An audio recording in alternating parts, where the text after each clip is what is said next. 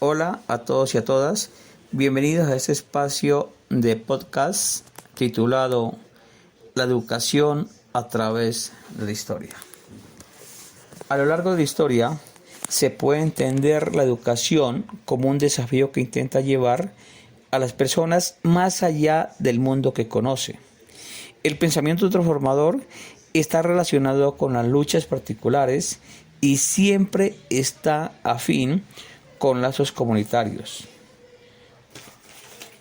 John Dewey afirma que la democracia debe renacer en cada generación y en la educación está su esencia.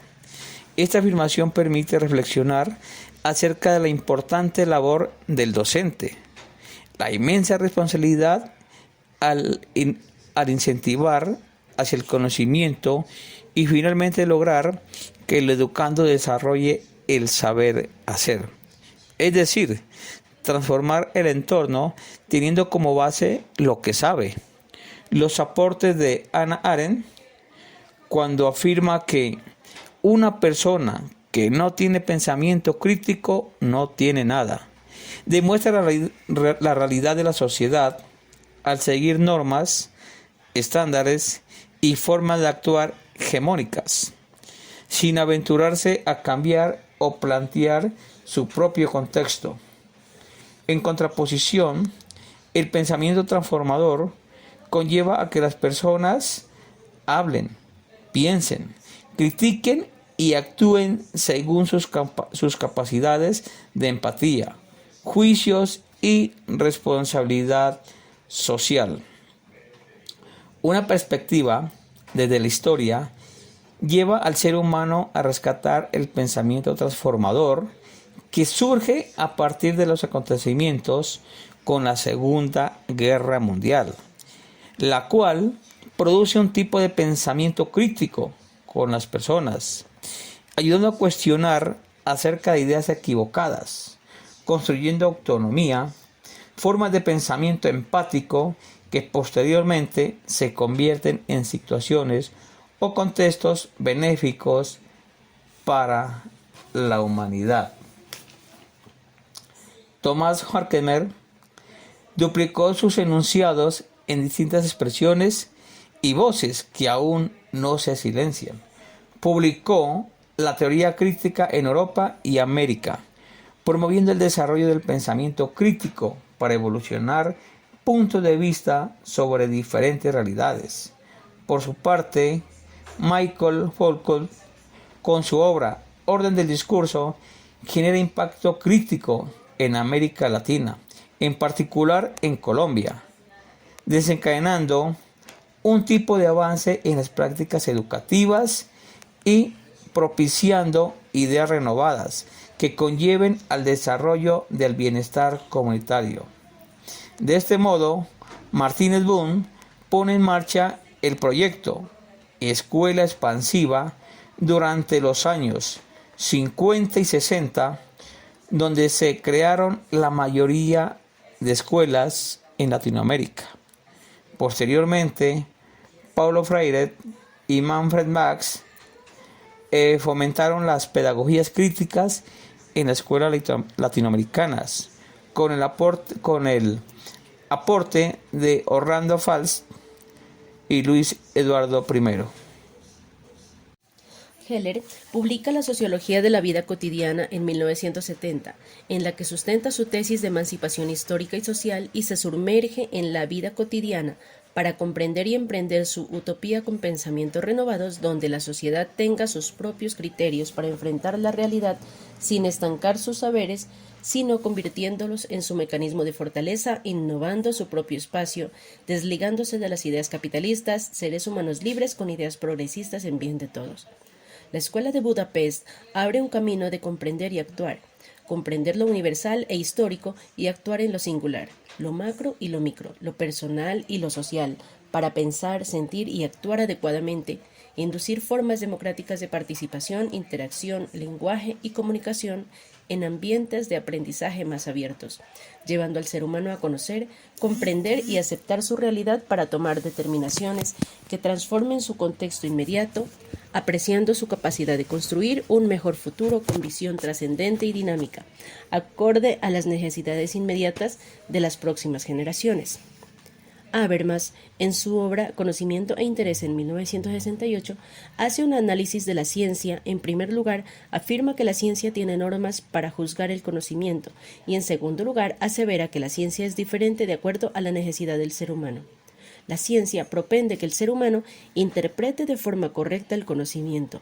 Esta se convierte entonces en una herramienta base para medir la realidad, emitir juicios claros dependiendo del contexto, examinar y aplicar formas críticas de revolucionar el entorno de cada individuo, finalmente evaluar el impacto de la transformación en su propio ambiente y adoptar nuevas estrategias para realizar mejoramiento continuo. A las ciencias crítico-sociales les interesa la emancipación y la resistencia al poder.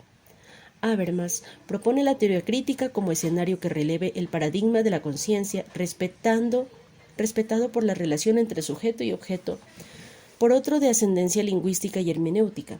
Asimismo, cuestiona el concepto de progreso de la sociedad, sometiendo a la naturaleza, de modo que se fundamenta en el esquema de acción socialmente sobre el aspecto práctico y moral. La acción comunicativa pretende que el ser humano haga conciencia sobre la realidad con argumentos y actúe en consecuencia, buscando el bienestar desde una perspectiva válida.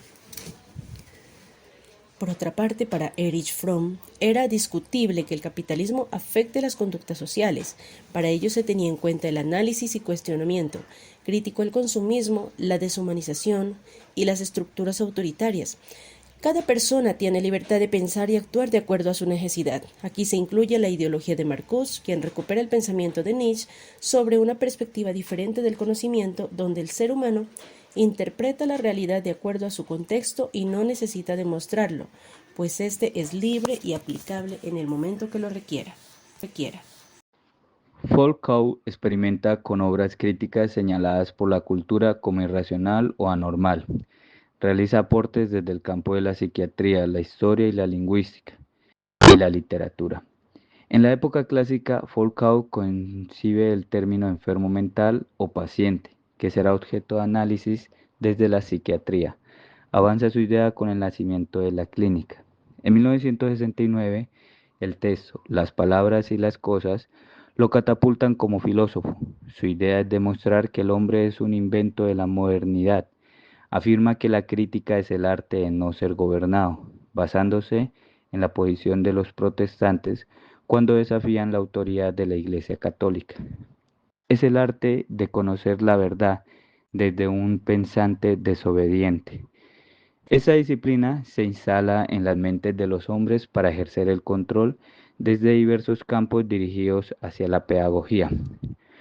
Foucault impulsa una manera pedagógica alejándose de lo convencional, lo cual se ve reflejado en sus obras, La arqueología del saber y El orden del discurso, con un propósito metodológico que luego sería empleado por educadores.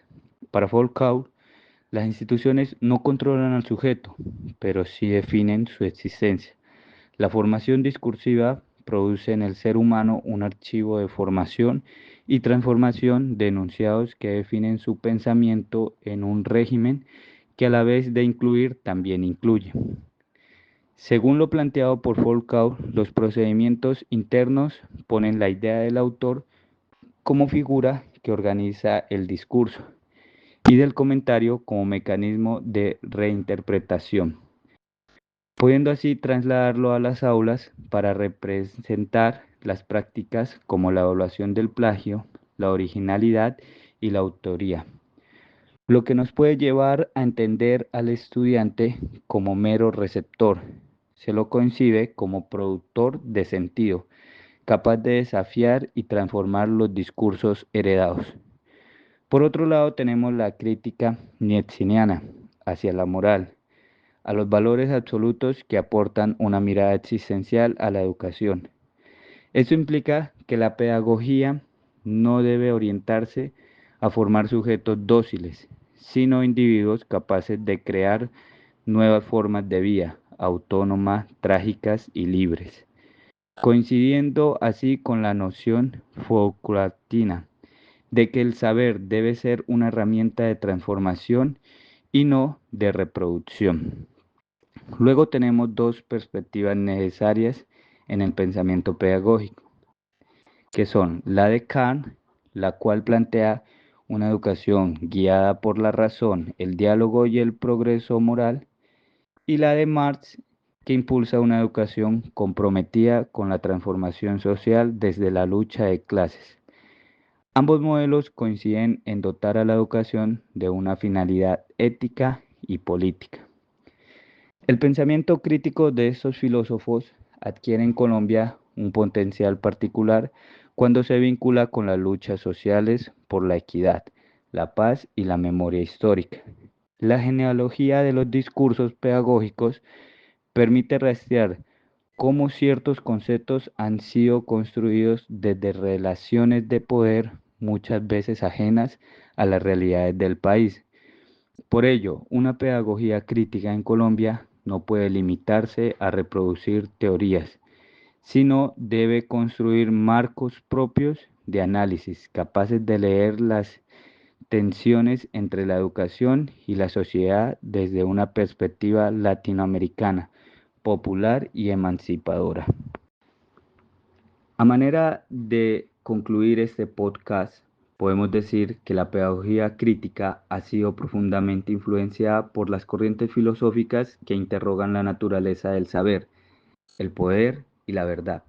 Aquí podemos ver cómo se propone una lectura del pensamiento de Foucault junto a Nietzsche, Kant y Marx, como una forma de comprender la educación no solo como transmisión de conocimientos, sino como un espacio de debate ideológico, disciplinamiento social y posibilidad emancipadora.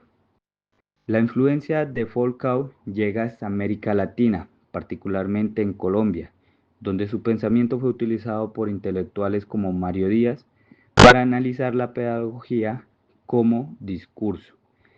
A su vez, se explora la influencia de Kant y Marx en la pedagogía crítica, en donde Kant es como el símbolo del uso emancipador de la razón y Marx como referente de la lucha contra la opresión capitalista. Al final se incorpora a Nietzsche como un pensador que invita a una pedagogía de la transgresión, fundado en la crítica radical a los valores tradicionales y en la afirmación de la subjetividad. Desde una perspectiva pedagógica, en este podcast podemos ver que es una herramienta para comprender cómo el conocimiento no es neutro, sino que está configurado por sistemas de exclusión, legitimización y disciplinamiento. Foucault alerta sobre cómo los discursos pedagógicos, muchas veces presentados como verdades universales, están sustentados por voluntades de poder que definen lo que se considera válido enseñar, sin estandarizar el conocimiento ni limitar la transformación de la sociedad a partir del pensamiento crítico. Muchas gracias.